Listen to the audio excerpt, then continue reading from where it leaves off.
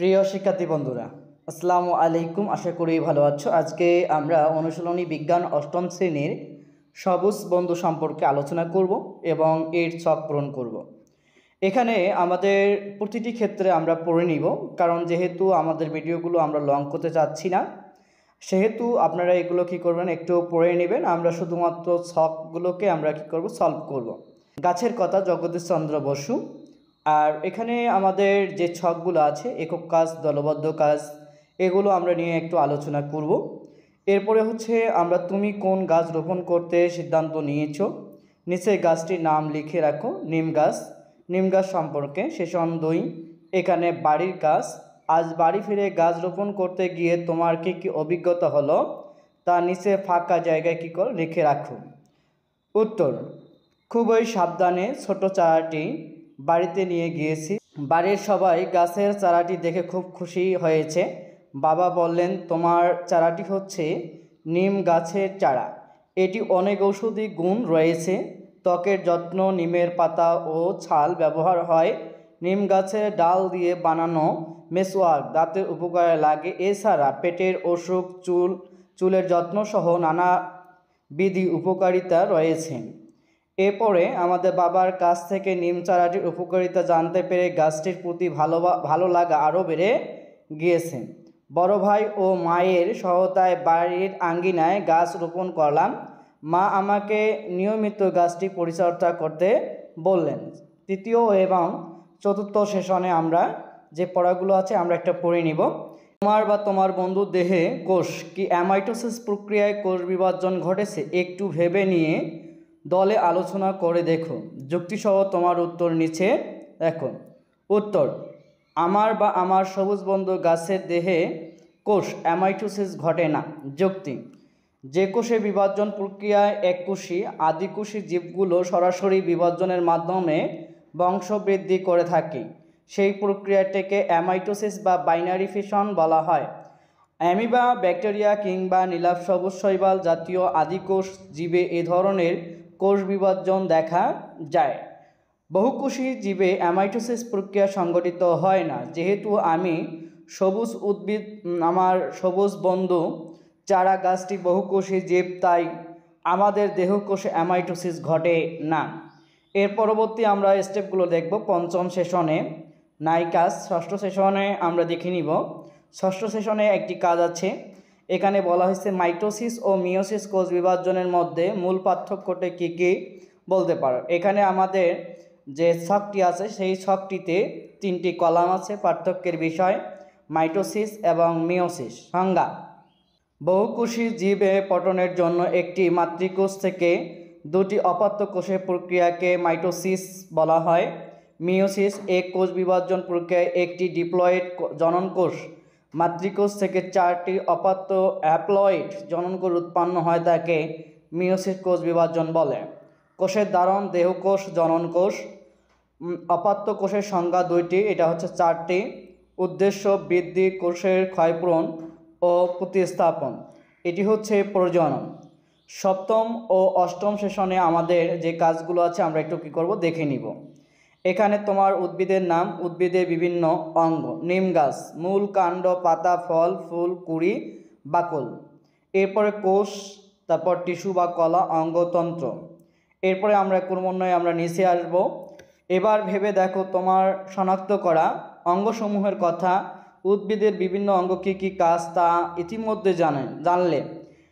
এবার কোন অঙ্গ কোন ধরনের টিস্যু দিয়ে গঠিত অনুমান করার চেষ্টা করো। তো একটি ছক আছে, যেখানে আমাদের ছকটিতে কলাম আছে 3টা। তোমার উদ্ভিদের নাম, উদ্ভিদের বিভিন্ন অঙ্গ কোন ধরনের টিস্যু দিয়ে গঠিত।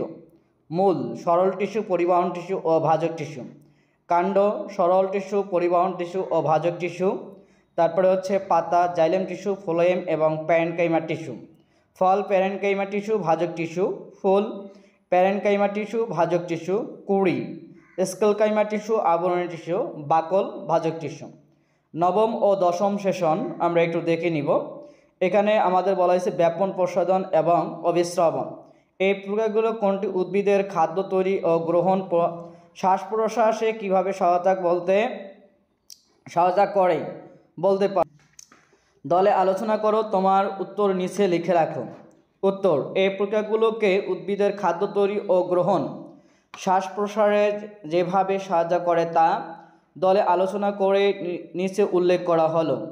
উদ্ভিদ মূলের সাহায্যে মাটি থেকে পানি ও পানি দ্রবীভূত খনিজ লবণ শোষণ করে এবং সেই পানি রস কাণ্ডের ভিতর দিয়ে পাতায় পৌঁছায়। আবার দেহে শোষিত পানি উদ্ভিদের বাষ্প আকারে দেহ থেকে বের করে দেয়।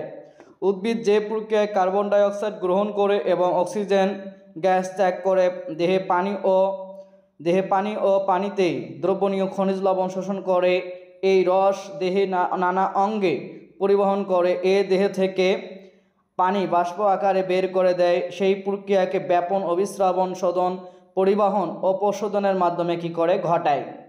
এরপরে একাদশ সেশনে আমাদের একটা ছক আছে, দলের সদস্যদের নাম এবং কি গাছ রোপণ করেছিল। ক, গাছ রোপণ করেছিল নিম। খ, গাছ রোপণ করেছিল কাঁঠাল। গ, জবা। ঘ, সিম। ইয়, আম।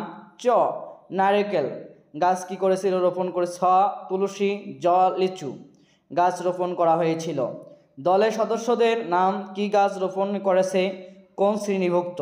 ক, নিম গাছ সপুষ্পক উদ্ভিদ, আবৃতবীজী উদ্ভিদ, একবীজপত্রী উদ্ভিদ। খ, কাঁঠাল সপুষ্পক আবৃতবীজী উদ্ভিদ, দ্বিবীজপত্রী উদ্ভিদ। খ, জবা সপুষ্পক উদ্ভিদ, আবৃতবীজী উদ্ভিদ, দ্বিবীজপত্রী উদ্ভিদ। আম সপুষ্পক আবৃতবীজী উদ্ভিদ, দ্বিবীজপত্রী উদ্ভিদ। নারকেল সপুষ্পক উদ্ভিদ, আবৃতবীজী উদ্ভিদ, একবীজপত্রী উদ্ভিদ। এরপর তুলসী আমাদের সপুষ্পক উদ্ভিদ, আবৃতবীজী উদ্ভিদ, দ্বিবীজপত্রী উদ্ভিদ। লিচু আমাদের সপুষ্পক উদ্ভিদ, আবৃতবীজী উদ্ভিদ, দ্বিবীজপত্রী উদ্ভিদ। ঘ, সিম সপুষ্পক উদ্ভিদ, আবৃতবীজী উদ্ভিদ, দ্বিবীজপত্রী উদ্ভিদ। এখানে আমাদের কয়টা বিষয় কি করা হয়েছে, আলোচনা করা হয়েছে। এরপরে আমাদের দ্বাদশ সেশনে আমরা দেখব, এখানে পড়ে নিব কথাগুলো, আমি উত্তরটা শুধু বলে দিচ্ছি যেহেতু আমাদের ভিডিওটা যেন লং না হয়। উত্তর, মানুষের যেমন জীবন আছে গাছেরও তেমন জীবন আছে, তাই মানুষের সাথে গাছের অনেক মিল লক্ষ্য করা যায়। সেগুলো বৃদ্ধি ও বিকাশ, গাছ মানুষ উভয়ে বড় হয়, উভয়ের দেহে মাইটোসিস কোষ বিভাজন ঘটে, ফলে টিস্যু বৃদ্ধি ঘটে। 2, পরিবর্তন ও অভিযোজন, মানুষের যেমন পরিবেশের উপর ভিত্তি করে পরিবর্তন হয়, গাছও তেমন পানি ও আলো প্রাপ্ত অনুসারে নিজেকে পরিবর্তন করতে পারে। 3, পানির উপর নির্ভরশীল, গাছ মানুষ উভয়ে বেঁচে থাকার জন্য পানির আবশ্যক। গ্যাসের উপর বিনিময়, মানুষ যেমন পরিবেশ থেকে অক্সিজেন গ্রহণ ও পরিবেশ কার্বন ডাই অক্সাইড ত্যাগ করে, গাছ তেমন কার্বন ডাই অক্সাইড গ্রহণ এবং অক্সিজেন কি করে ত্যাগ করে। এরপর হচ্ছে ফিরে দেখো।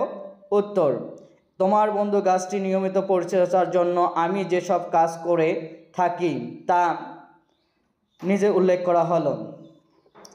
নিয়মিত গাছের গোড়ায় পরিমিত পানি দেই, গাছের সুস্থ ও পুষ্টি চাহিদা পূরণ করতে জৈব সার প্রয়োগ করি, নিয়মিত গাছে মলা টলা পাতা পরিষ্কার করি, গাছের চারপাশে আগাছা জন্মালে তা দূর করে দেই, গাছটি যেন গবাদি পশু আক্রমণের শিকার না হয় সেই লক্ষ্যে গাছের চারপাশে বেড়া দেই।